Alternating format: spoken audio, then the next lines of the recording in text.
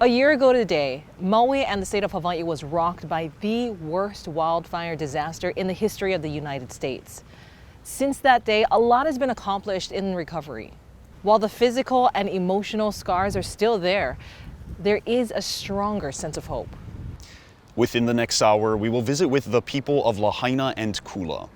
Hear their stories of moving forward, rebuilding their lives and livelihood. While the personal and economic toll was devastating, resilience, community, and perseverance are the strengths and bonds that unite. Wildfire survivors in upcountry Maui are just starting to rebuild. According to FEMA, the fire in Kula destroyed 25 homes and ohana units and 202 acres. But everyone made it out alive. As Marissa Yamane shows us, despite the devastation, the wildfire brought the community together and continues to do so.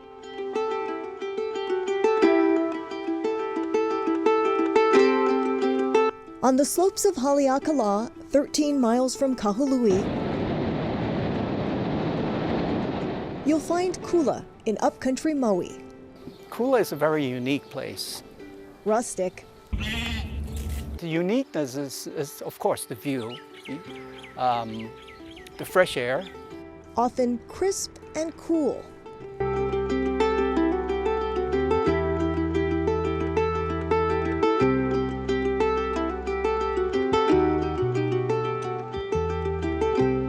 Amongst this scenic beauty, you can still see some of the burn scars left behind in areas that used to be lush with vegetation, and how the wildfire claimed some homes while spared others.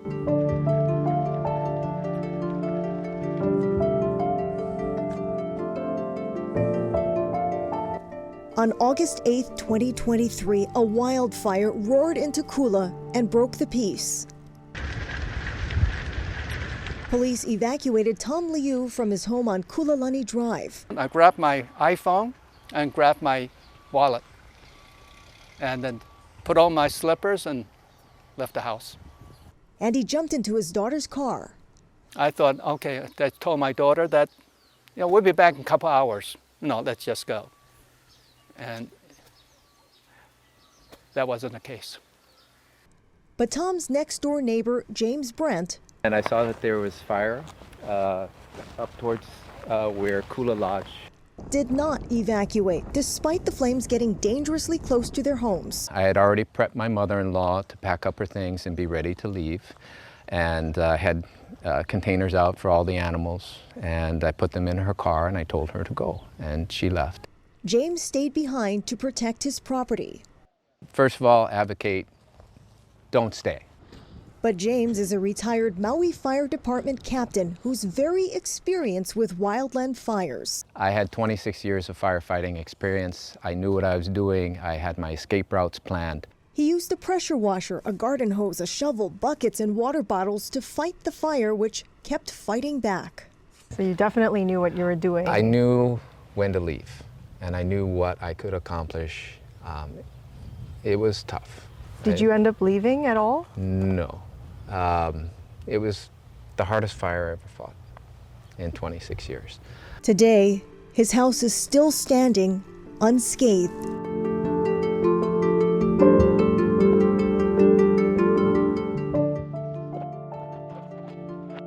But James's neighbor Tom wasn't so lucky. Never in my imagination that my house would get burned. Never. Never. Tom's house and ohana cottage burned to the ground. He lost everything. Every photo of our kids since they were baby, and I love to take photos, and those forever gone. Artwork his mom had painted and other sentimental items handed down from his parents and grandparents also gone. And he also lost some of his wife's ashes, which he had kept in the house. Tom and Carol had been married for 48 years. People say, yes, you're lucky that you're still living, you escaped with your life, but sometimes you think, my God, some of those things would never be replaced, never be replaced.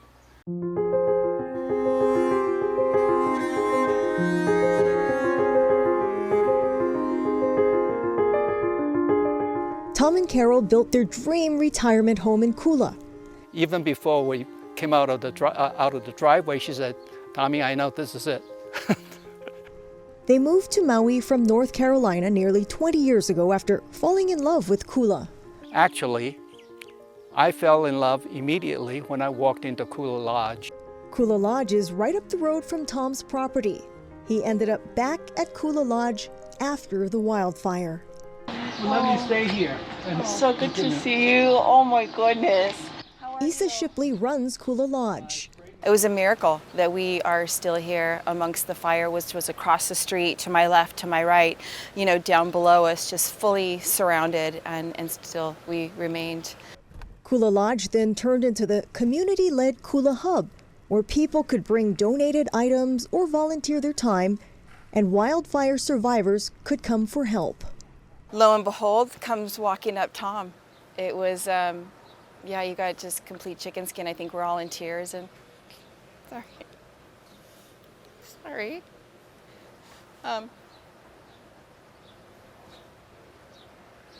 That day was hard.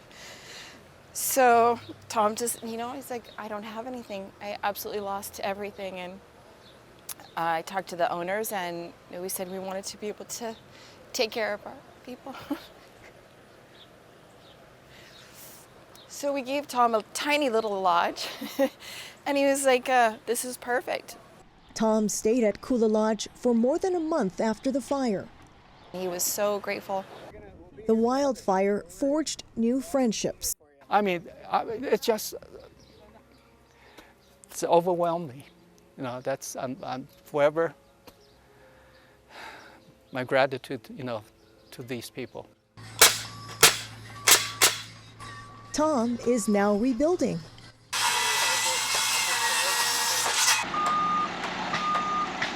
And it's one of the things that really made me want to do it is because of the neighborhood and the people. Tom was among the first in Kula to get a building permit after months of cleanup, red tape, and installing a new septic tank. So I'm rebuilding the cottage and rebuilding the main house. It's been a lot of work planning for that. He's also trying to get reimbursed for the damage done to his driveway during the debris removal. Just half of the driveway, I got a quote. It's $60,000. Yeah. It's a lot to deal with. It's been rough. It's been really rough. Especially for someone who's 83 years old. And I know it's hard, but I gotta keep moving forward. And I hear my wife, and she's telling me, move on, Tommy. So I am. I have to look ahead, not behind anymore. And the long uphill road to recovery isn't so lonely, thanks to all the support. I tell people that I actually lived in the aloha spirit. Everybody hears about aloha spirit. It's just saying, oh yeah, aloha spirit. But I experienced it. Together, they are Maui strong. Bring it in. Going. Lahaina's impact zone is 5 square miles that goes from communities from Puamana up to Wahikuli. The county says 2,200 structures were burned down in the fires and 800 were left standing. Our Diana Cole finds out what life has been like for those who are able to return to a home or business.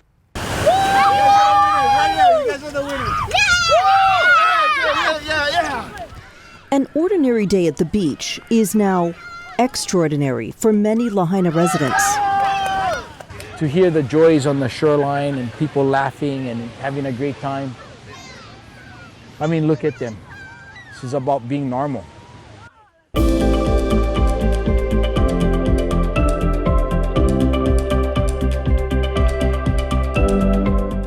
Famed waterman and Lahaina community leader Archie Kalepa is at Hanaka'o'o Beach in Wahikuli, running a free water skills program for Maui Keiki. He says it's his privilege to help his lahui, his community, heal. What you see us doing today is helping us cope with mental health, finding a sense of normalcy, the joys of kids laughing, playing in the water.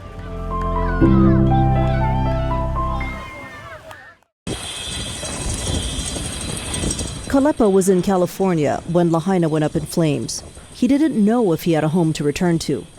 The roller coaster ride of your house is gone, your house is there, your house is gone, was the plane ride back from Tahoe was a really long ride because it was anxiety, it was,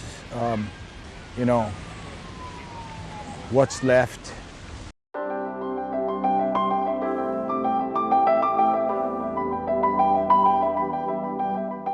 His was one of 723 homes that did not burn that day. The neighborhood directly behind him is mostly gone.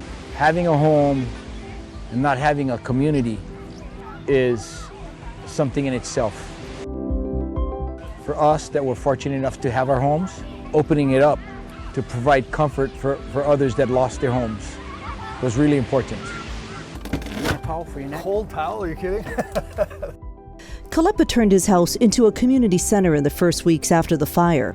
And here, 1 year later, he's still working to help people rebuild their lives. Right now, we can rewrite this sale plan for Lahaina. A sale plan that can be a sale plan for all of Hawaii. It started off in Genesis, where God created man. From sale plan to God's plan. I think God's hand was over it. Less than 2 miles south lies the Apostolic Faith Church of Lahaina, where even the sign proclaiming Jesus' imminent visit withstood the August inferno. The church only lost some shingles. The day of the fires, Pastor Billy Hahn and his congregation prayed. And we're just praying, hey, Lord, keep everyone safe. Get them out of the burn zone, get them, to safety, spare their lives. We pray, hey, Lord, cover the property, cover the church, blood, and no evil harm or danger come near it. It would appear the Lord listened. The church operations were not impacted by the fires. It still offers a monthly service. The only problem is the water. The church has running water, but the members don't feel safe using it yet. Some of them have washed their hands and gotten a rash after. And of the 60 or so members, only one, Rosemarie Castillo, suffered in the fires. She's too traumatized to talk about it, but said we could. She called Pastor Hahn that day. And she's telling me, she's hearing cars blow up and this and that. And, my thing to her was, hey, leave the car there, get down to the church, And she ended up leaving the car there, but was one of those that ran into the water in Lahaina Harbor to escape it. Castillo lost her home, but amazingly, God provided her a place to live at the church. Her story strengthens her and her co-congregants' faith in the Lord, who works in mysterious ways. They keep finding comfort in prayer and hope the community they pray for benefits too. I pray daily that the Lord strengthen them all. His eye is on the sparrow, and I know He watches me.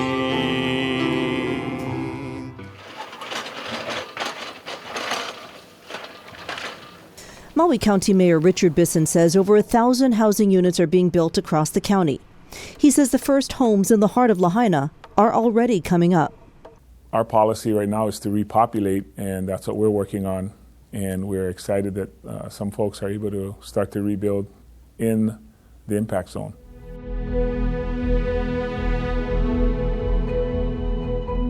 "46 homes have permits, 96 more are pending. 21 are already being built. This is faster than what the county initially predicted. We had told the public it would probably take 2 to 3 years before they could get any building permits. That's what we said in August, September, maybe even up until October. And we believe that to be true based on what other communities have experienced. With FEMA's help, the debris cleanup is ahead of schedule. 97% of residential lots are now cleared. Once their soil testing comes back, if it's clean, they can request a permit. FEMA's cleared over 60% of the commercial buildings and thousands of burnt cars. Bisson projects the debris to be fully cleaned up in January. He says the biggest challenge to rebuilding has been infrastructure. The county expected water and sewer lines to take a couple of years to restore, but we expect water to be restored by the end of August and the wastewater by the end of January 2025. Bisson estimates the cost of rebuilding could be $5 or $10 billion. And with each home that goes up, hope grows.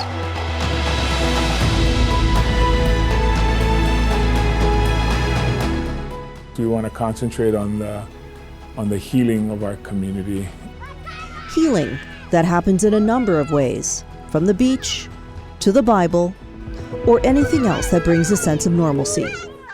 Among those who lost everything to the wildfires, more than 450 Lahaina Luna High School student athletes and 40 coaches. And our Mika Miyashima shows us how high school football provided a glimmer of hope to the community and brought them one step closer to healing.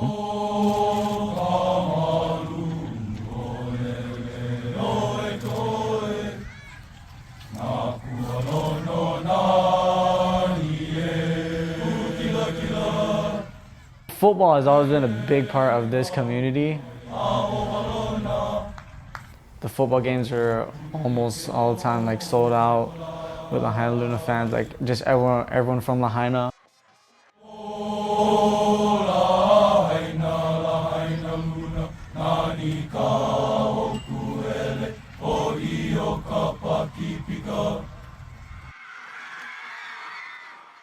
I'm Kaulana Tihada. I'm 18 years old. I just graduated from Lahaina Luna. Number 32, Kaulana Tihada.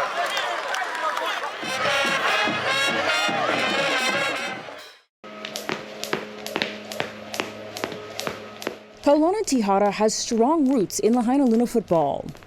Even my dad guys and my uncle guys and my two older brothers played football. And we were all like water boys when everyone else was playing football. So we were always on the football field. A team captain, Kaulana had no idea how much his strength would be tested his senior year after the worst natural disaster in Hawaii's history delayed the start of the Luna season.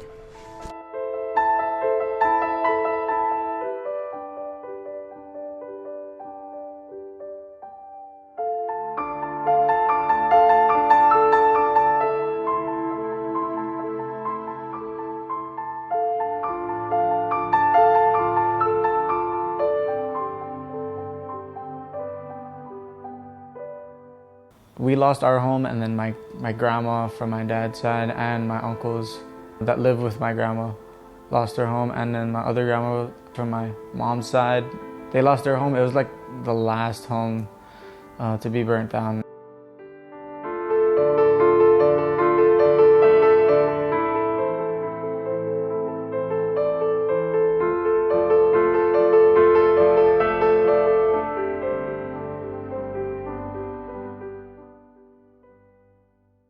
There's like stairs over there that went into the front yard, and then there's another stairs that went into up where my house, because over here was like the garage. There would be an upstairs part, and then like over here there's like a balcony. There used to be like the laundry room over here, but then yeah, the avocado tree is that big stump right there. But over here, I think we had two plumeria trees actually, one over there and then one over here. More than 70% of the team's players were directly affected by the wildfires, and more than half of the coaching staff. We lost our family home that I was living in.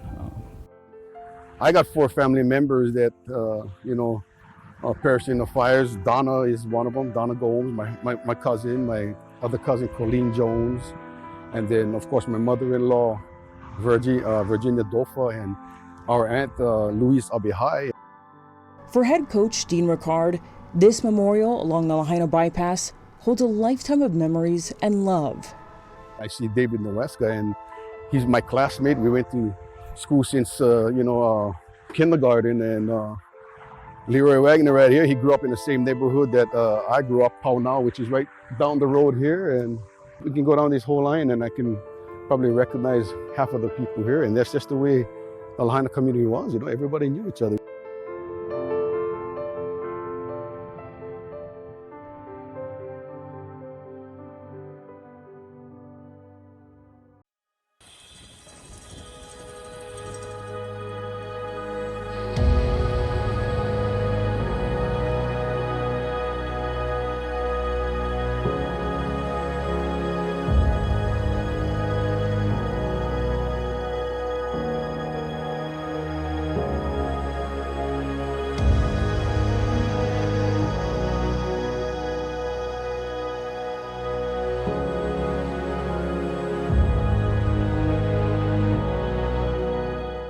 At that point, none of us thought about football. You know, everybody was, we just thought about, we have no place to live, we lost everything, we lost family members, friends, so football was the last thing on our minds at the time.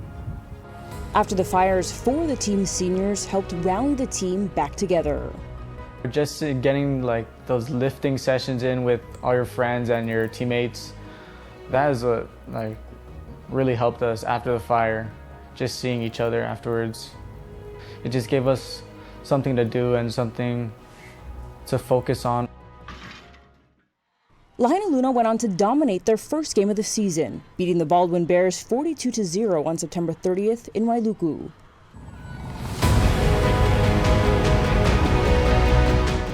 Another step towards healing and normalcy, the team's first game on their home field. Lahaina Luna played their first home game back of the season on October 21st, taking on the Baldwin Bears and winning on their home field 28-7, just over 2 months after the tragedy. The community members didn't see each other for months up until this game. So it brought back the town again for that one night for 3-4 hours.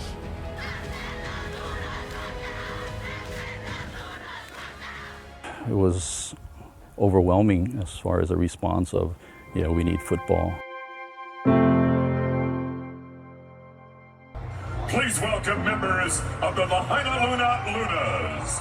In a moment they'll never forget, Lahaina Luna's coaches, athletic director, and 4 of the team captains represented Lahaina and all of Hawaii as honorary coin toss captains at Super Bowl 58. Team captains, Kolana Tahada, Morgan Bula Montgomery, Teva Love, and Kuala Watson. Getting to go to the Super Bowl in Las Vegas is really, really special. Our thoughts and prayers are with you and your family for a speedy recovery. It was absolutely a once-in-a-lifetime experience. Congratulations and welcome to Super Bowl 58.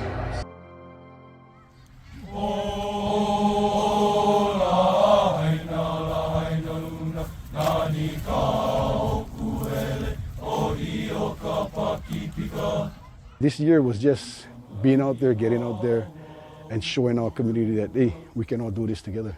Navigating the unknown and moving forward together with glimmers of hope, like this discovery for Kaulana's dad.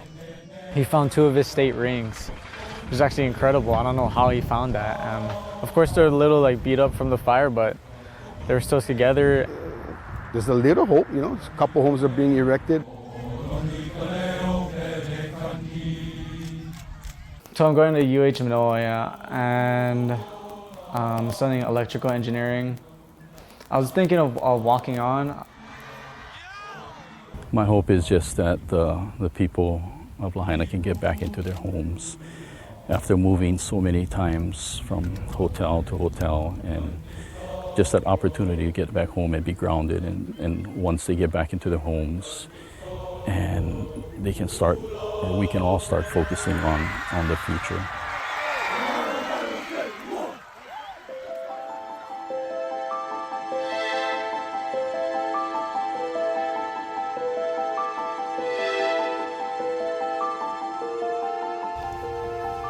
Hello. This is it, Michelle.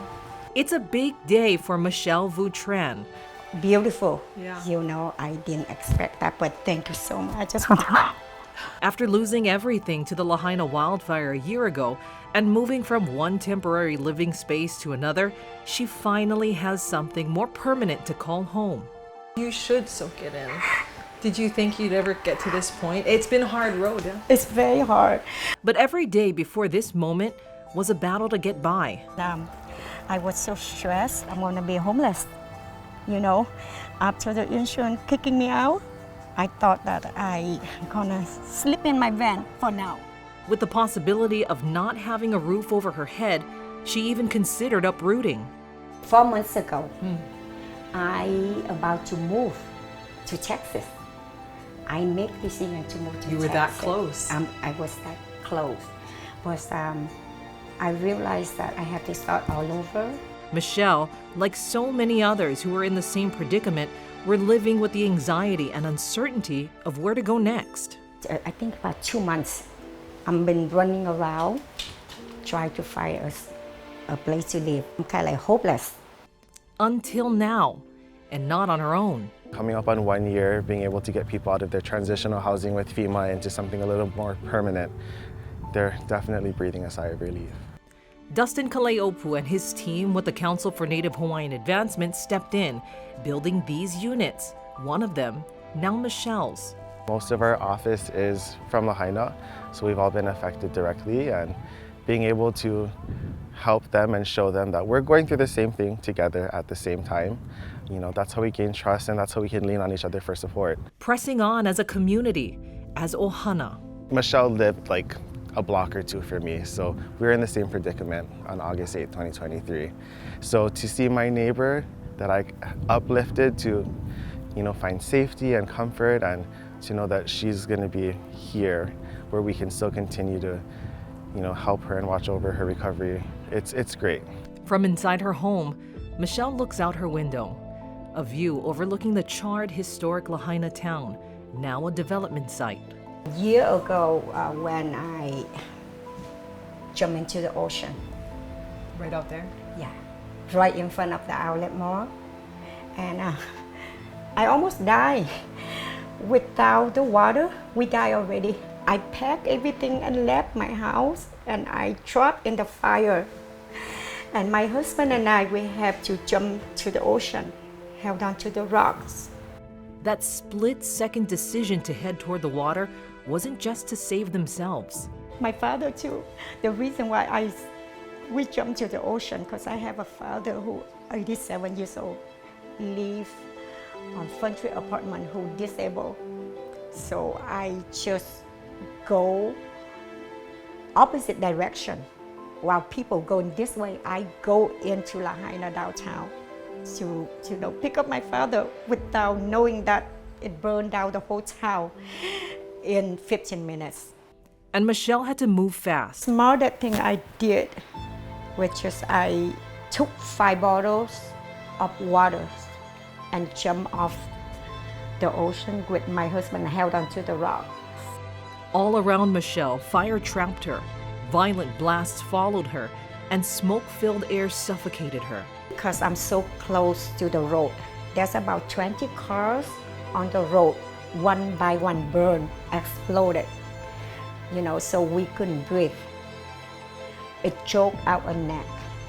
And twice I thought I died already, twice. In the moments of fear and desperation, Michelle accepted what she thought would inevitably happen next. Husband and I, I have a jacket.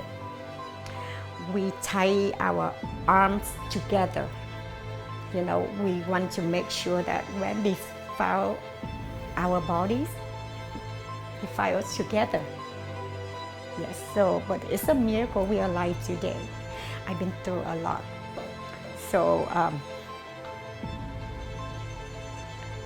it's a miracle that I'm alive and I'm here and talking to you, you know, and moving into this unit. A survivor of the fire that laid waste to her beloved town, today Michelle lives with faith and healing in her heart. Another day, another hope. When Lahaina burned down, thousands of residents were affected, but so were families across the state, the nation, and the world. And we also meet a Lahaina man working to rebuild his home as well as his neighbors. Kristen Concilio has her personal story. Yeah, go, bro. Yeah, go. The nightmare, still vivid in their minds, the feeling of panic, fear, trembling, replaying over and over. Houses were blowing up on the corner. The embers were just blowing at our car, blowing. And houses where you could hear the explosions. And I have never prayed so hard in my life, you know, and I thought, I didn't think we were going to make it. And the guilt of surviving the biggest tragedy in Hawaii's history that killed dozens of their neighbors and friends who became like family. I am truly blessed, grateful, but for their families, I can only imagine the pain, the loss, you know. I wouldn't wish it on anybody. Packed into 2 cars, Darren and Wynette Kawahara, their son Isaiah, daughter and granddaughter were trapped on Aki Street, down poles and trees blocking their way out. They picked up a stranger who documented the horror of the raging inferno. Everywhere we turned, the gate was locked. Then we turned around. Everybody is in gridlock. So we was gridlock. And then people kept going to the right, which was pretty much on dead end. Some people went to the right. Unfortunately, some of those that didn't make it. Just around the corner, Sean Bougie Sarabe was running head-on into the flames, trying to save as many homes and lives as he could. Yeah, it was the most scariest thing of my life. That's what wouldn't happen. Even as he wasn't sure he'd make it out. Yeah, be careful for the trucks. They're already coming, but... We went back to his once thriving neighborhood where multi-generational families played together in crowded streets. That's now rubble and ash. What I saw was death before my eyes, and what I really saw was a lot of death. And that's why I try not to think about it, because I did see a lot of bodies. In this neighborhood right here, counted 43, where we stand right here. As we stand right here, I can count, I'm not gonna point out to the houses, but I can count 9 right now. Along the way, Bougie's survival instinct kicked in, helping more than a dozen people navigate the flames.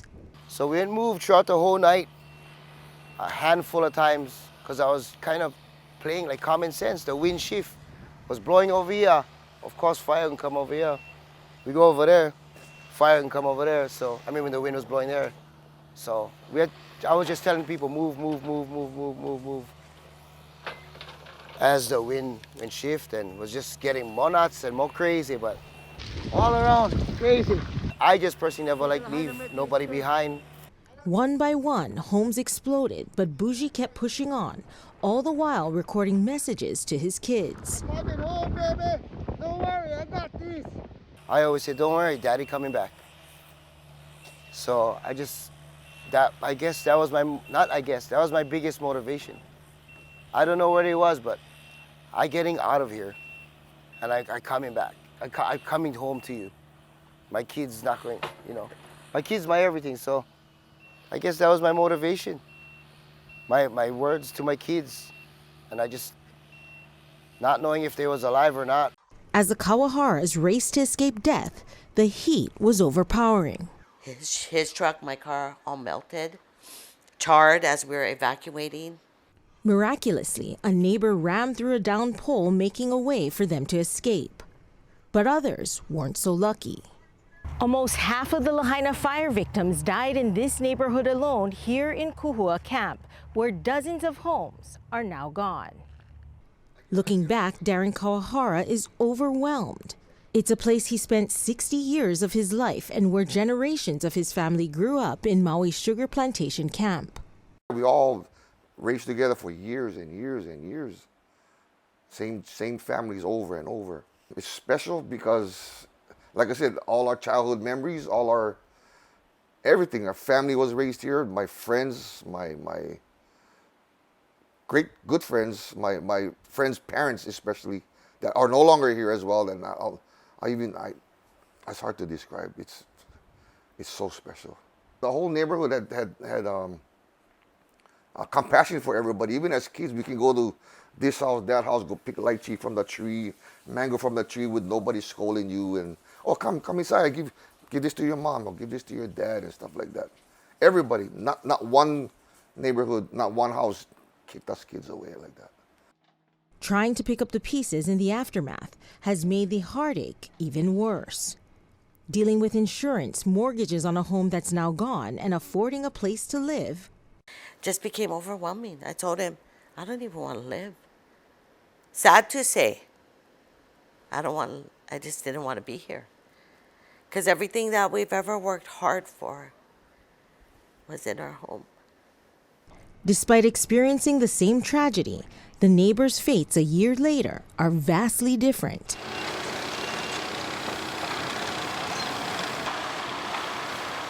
Bougie's now helping to rebuild his hometown he hopes he'll never have to leave. I try not to like answer questions when people talk about, like ask me, because honestly, I hate, it makes me relive it again. And I just moving forward from that thing, you know, that day of August 8th. For the Kawaharas, the tragedy which took their generations-old property is driving them out of paradise. With rent now more than double their mortgage, they plan on moving to Las Vegas as soon as insurance runs out. Just the thought of even gonna move to some foreign place that I've never even been many times before, it's despicable to me. It's just unbearable to think that I gotta just pack up and leave just like that. I mean, you can get better house per se, better things per se, but never gonna be the same. Never. Like the feeling that you had in Lahaina. But Lahaina will always be in their hearts, and they're hoping to one day come home. Leaving behind a lot of memories, but I know I'll be back. I'm sure I'll be back. Yeah. Hawaii is our home, you know. Hawaii will always be my home.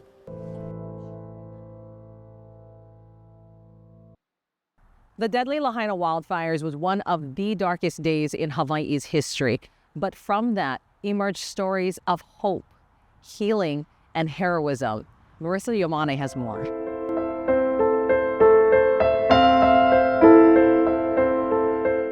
While there are some signs of progress, Lahaina, 1 year later, is still mostly unrecognizable.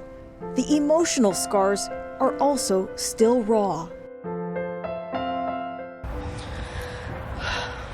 Yeah, I'm just seeing it. It still doesn't seem real. And time hasn't healed the pain.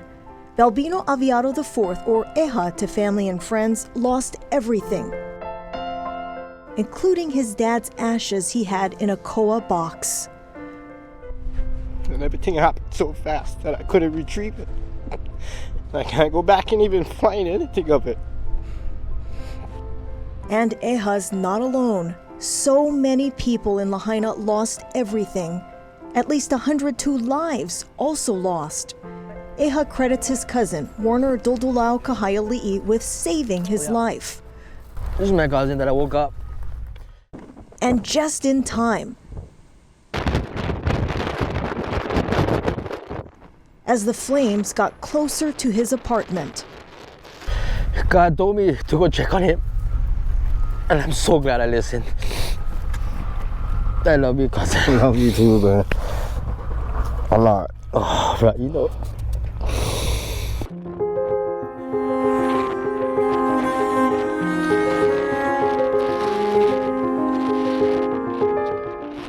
Lahaina means cruel sun, but on August 8th, it was the wind that showed no mercy. It's so catastrophic that just being here brings emotion. And then to realize the things we did to survive. The people we helped so I can see this guy again. Warner also worked tirelessly to help rescue and save complete strangers. I knew what had to be done, you know, and I just had to do it. While also helping his wife, Nalani. Oh my gosh. I was unbelievably scared. Never been more scared of anything in my life. But because he is so calm and collected, he helped me keep me grounded. Warner, a union journeyman carpenter who builds homes, watched as the flames devoured house after house in his neighborhood, including his own on Akeke Place. Every second, I didn't know if I was going to live another minute. This is what he came home to. What's emerged from the ashes, though, are stories of selflessness. Eha, in the days after the wildfire, worked to help others. I fed a bunch of people, brought a bunch of food, things of that sort. So. They must have been so grateful. Yeah. But you know, I'm not the only one. There were a lot of heroes on August 8th here on Maui with acts of bravery. This whole community is full of unsung heroes. Here on Front Street, this is what's left of the historic courthouse. And yet right next to it, the iconic banyan tree survived the wildfire. It's been a symbol of hope. And what's also providing hope are the continuous acts of kindness.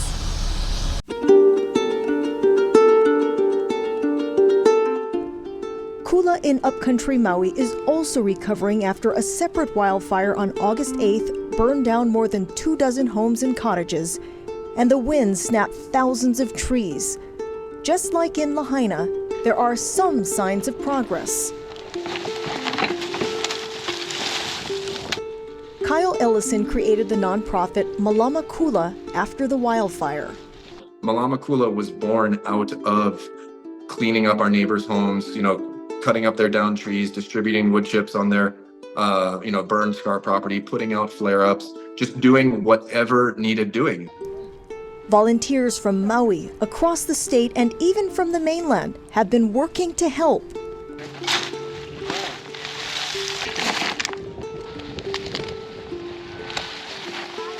What we are trying to do with Malama Kula is simply give people time back in their life by coming and taking one thing off their plate.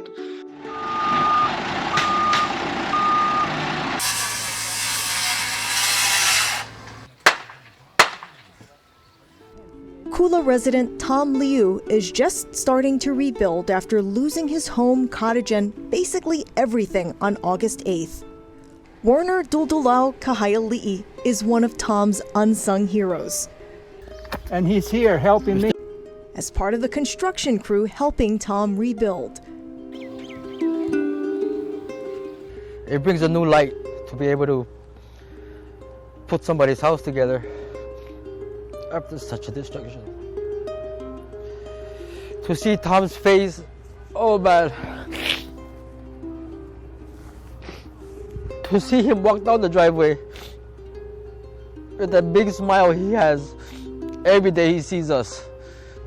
It feels so good, Heroes are often ordinary people who do extraordinary things, whether it's saving lives or helping them put their lives back together. When this devastating fire broke out, one of the problems was not having enough water to fight the flames. And as Paul Drews shows us, water and the lack of it has been an issue for West Maui for decades. Above the dry landscape of Lahaina, there's an oasis of green filled with the sounds of running water. The water is everything. The water is the reason why there's any life here. If not, it's just hot, dry. It would be just like the rest of Lahaina's become, is like a matchbox. Water is flowing again in the Kauula stream because 20 years ago, Native Hawaiians, including Charlie Palakiko, fought for the water that would normally flow down the valley, but had been diverted by plantations in the past. Now the state mandates a certain amount to be released every day, which can fill this stretch of the stream with fast-flowing water. This is pretty good today, actually. But it is an ongoing fight. There are days where we still have to call and say there's only a little bit of water in the stream. We need more water. Water they use to grow kalo. We take from the stream what we need for the lo'i.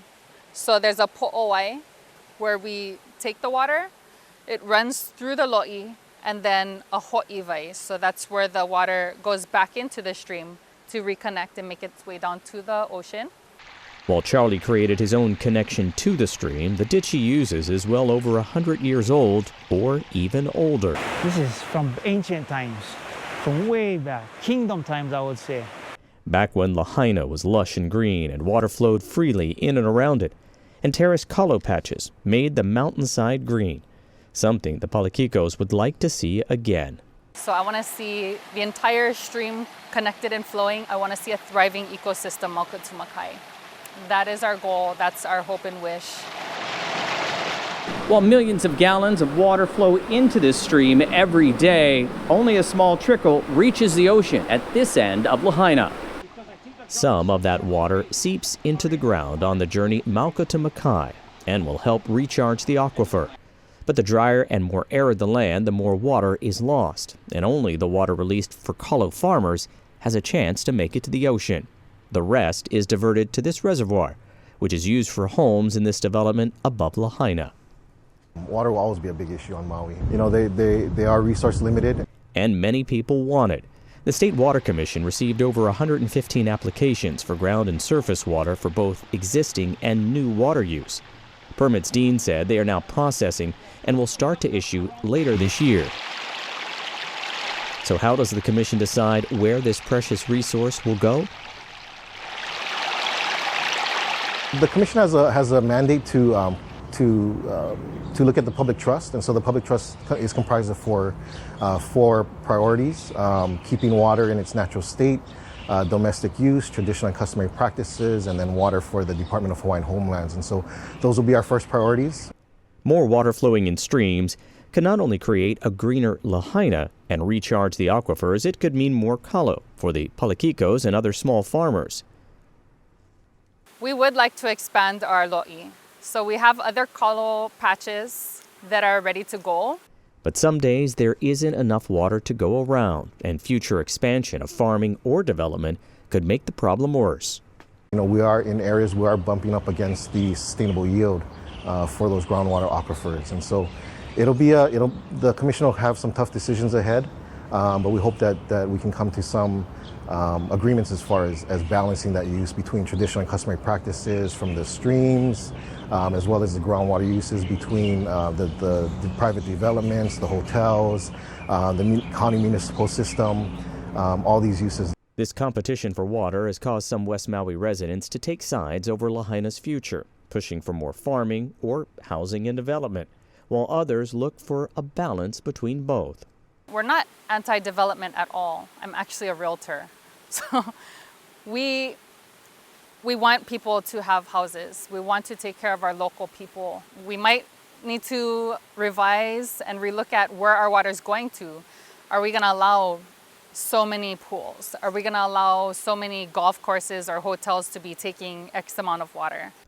Water use is already a hot topic for West Maui, and as Lahaina recovers and more water is used, it's only going to become more of a flashpoint, especially as the area dries out even more.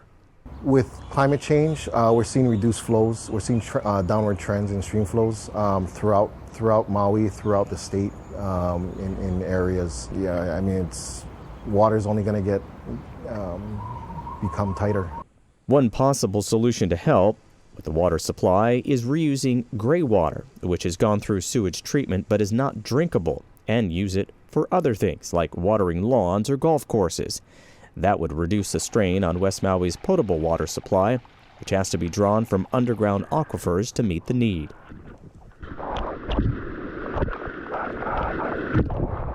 While the debate continues over where West Maui's water should go, some agree that this is the time to plan for Lahaina's and the Valley Isle's water future. Now there's ongoing worsening drought conditions, and that's what really scares me. If we don't start to regreen our land and replenish our streams, it's only going to get worse. Lahaina Harbor has been described as the heart of the small seaside town completely destroyed by the fire. So what will go into rebuilding this vital part of the community? Jai Cunningham has more on this historical port. This was the Hinatea II in port at Lahaina Harbor prior to August 8th of last year. This was all that was left of it post August 8th. It was horrifying, upsetting, no fun. I lost 3 boats in Lahaina. 1 was in the harbor, and actually 3 more were in my boatyard in the Pioneer Mill Yard. And they all burned up and just melted. I mean, gone completely, 100%.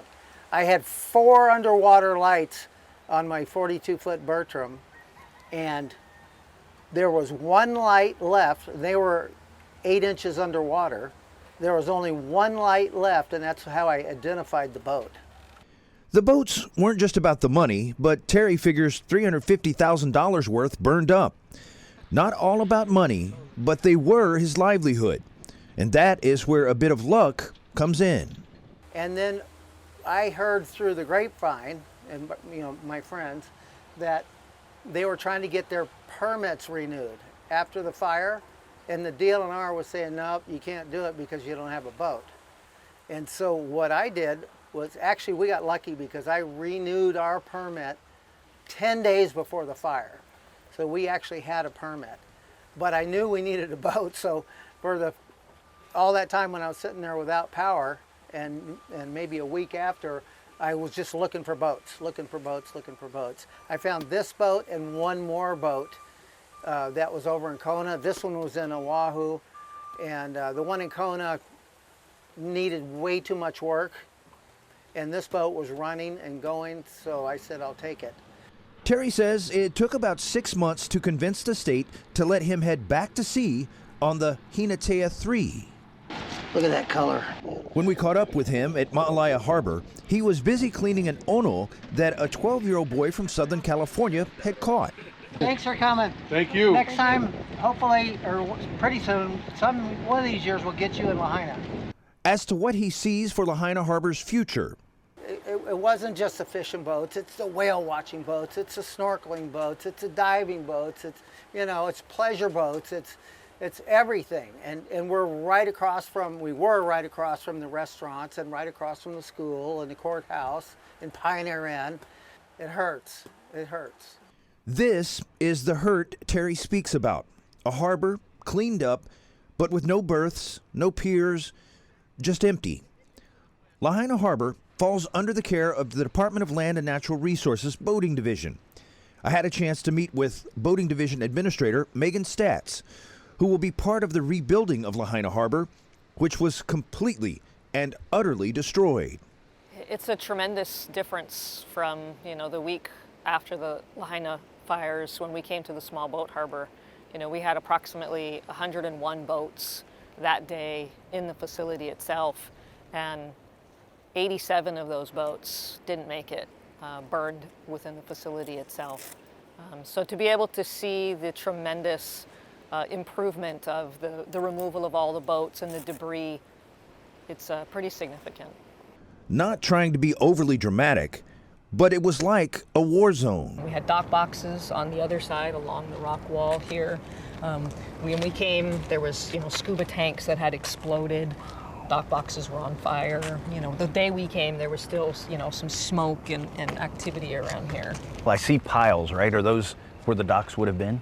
Yeah, we had a outer marginal wharf, we call it. There was a dock that went all the way out to the end, and all the fiberglass on that dock just burned. That whole dock just burned to pieces and fell straight into the water right alongside the break wall. And while there has been progress, there is frustration as well. I 100% believe that it will return. They've put a lot of work into it right now. They've already dredged it completely out. They have the docks for the Mauka side. They already had them built because they were going to redo those already, and because we'd already done the ocean side, and so they had it all set to go. And they were dredging it out and pulling the pilings and all the moorings out and everything, and they had all the funding for it, and then they just stopped. So two of the big questions here at Lahaina Harbor: how long, how much? How long? That's a tough one to answer. The boating division at Department of Land and Natural Resources said it's not going to be a year, but years. Now, whether it's 3 to 5, really hard to put a sort of a time frame on that. As far as cost, well, right now it looks like around $30 million. It could be more, could be a little less, but it's going to take time and a little bit of money to get this back into working order. Lahaina definitely, the small boat harbor, it's kind of the heart of the area. I mean, if you would see it back prior to the fires, it was a very busy place. A lot of commercial activity, but you still had a lot of, local people going out, and it's important to get it back to where it was, and even better, I think, is the most important thing. So we're definitely working with the boaters in the community about, if there's ways that we can improve the facility. That's something we're definitely going to be working on. There's no doubt it will be a long process, leaving some with a grim reality. It's going to be 4 years before it comes back. And I probably won't be here. As we look to the future, we must also look to the past. There's current legislation to designate Lahaina as a national heritage site, as well as a push to restore the natural wetlands and moku'ula, the tomb for Hawaiian royalty. Many feel that this is the beginning of our healing. And a tragedy like this also becomes a time to reset priorities. Our community leaders are coming together with government officials, finding that space where we as a community can feel connected, honor our past, live in the present, and work towards our future. We all have connections to every island. They are who we are, being self-sustainable, resilient, and connected to our culture. It's the foundation for us, our keiki's future, and our people's future. Mahalo for watching. Ola Ola Mau Mau Maui.